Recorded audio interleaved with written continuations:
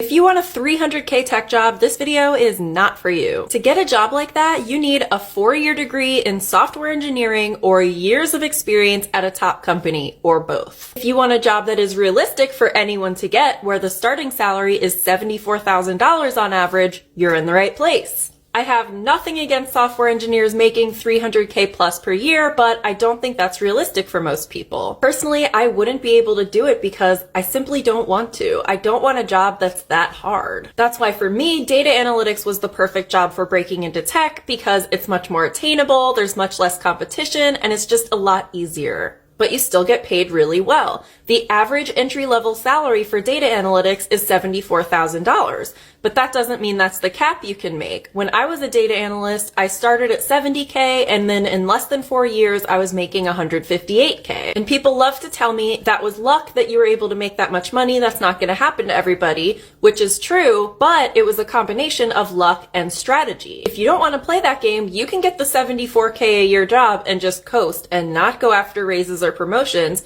and you're already making a great salary. Who cares if you don't need more? Great. But I wanted to hit 6 figures and I wanted to see how high I could go. So after just a few months at my first data analytics job, I applied to another and I ended up getting a $90K data analytics job. A year later, at that same company, I applied for a promotion and got it. And that's when I got bumped up to 6 figures at $104K. I absolutely loved that job, loved my boss, did not want to leave, but a recruiter came along on LinkedIn and offered me a job that would pay between $130K to $170K, and that was super tempting. So I went through the interview process and I ended up getting the job offer and negotiated it to $158K. The trick to getting a really good salary is first, learn the skills that are in demand, which the #1 job right now that's increasing with the most demand is data analytics. It's tied with data science for the #1 spot. Get into that job, get your first salary at around $74K, which is the average, and then keep asking for raises, keep asking for promotions, be open to job hopping if other opportunities come along,